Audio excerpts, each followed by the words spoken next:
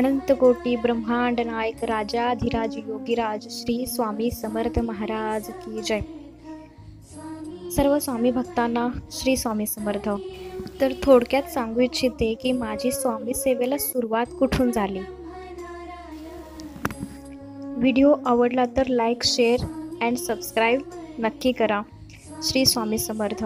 तर हे आहे जवाननगरचं केंद्र।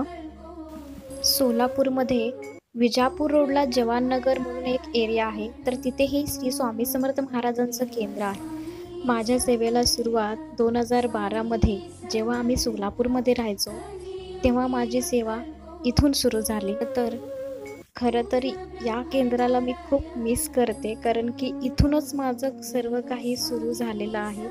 इथूनच माझं एक म्हणतात ना की एक अस्तित्व किंवा समर्थांशी मी जोडले गेले, ते इथूनच जोडले गेले।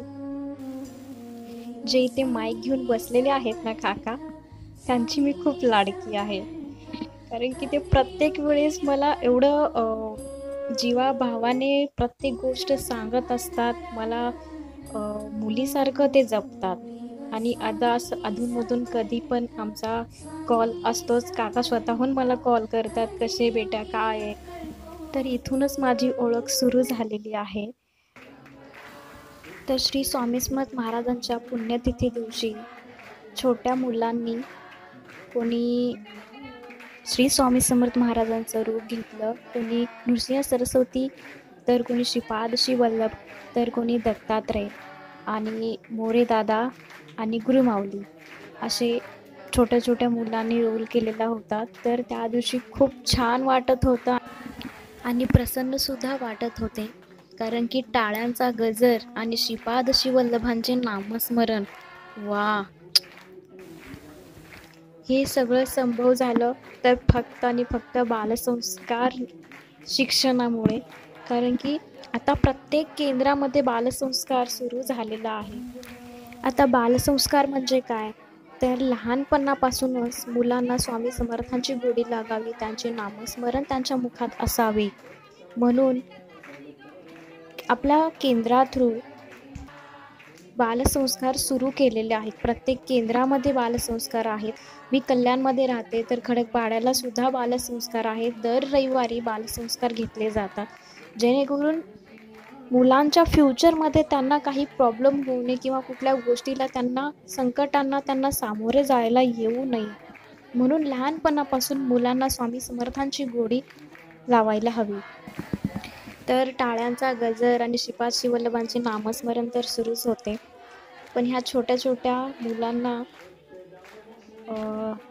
छोटे छोटे वाक्य दिलेले होते बोलण्यासाठी। तर त्यांनी एवढ्या गोड आवाजात, खूप छान आवाजात त्यांनी हे बोलून दाखवले की भिवू नकोस, मी तुझ्या पाठीशी आहे। आरती झाल्यानंतर महाप्रसाद वाटप करण्यात आला, सर्वांनी प्रसाद घेतला। ॲक्च्युली माझं असं ठरलं होतं की मी अक्कलकोटला जाईल, बट सकाळी सकाळी माझ्या फ्रेंडला जमणार नव्हतं अक्कलकोटला येण्यासाठी, म्हणून मी आणि माझी आई स्वामी समर्थ महाराजांच्या इथे केंद्रामध्ये आलो, दर्शन घेतलो, आरती घेतलो, महाप्रसादसुद्धा घेतला। मग आम्ही घरी गेलो। घरी गेल्यानंतर मग मी विचार करत होती की जायचं की नाही अक्कलकोटला, हा विचार चालू होता, बट मला काहीही करून जायचंच होतं आणि मी त्याच दिवशी गेली पुण्यतिथीला। व्हिडिओला सुरुवात झाल्यापासून मी स्वामी समर्थ महाराजांना तुम्हाला दाखवली नव्हती, ते आसनस्थ कुठे आहेत ते दाखवलेले नव्हतं, बट आता या ह्याच्यामध्ये तुम्ही बघू शकता की स्वामी समर्थांचे आसन। श्री स्वामी समर्थ। धन्यवाद।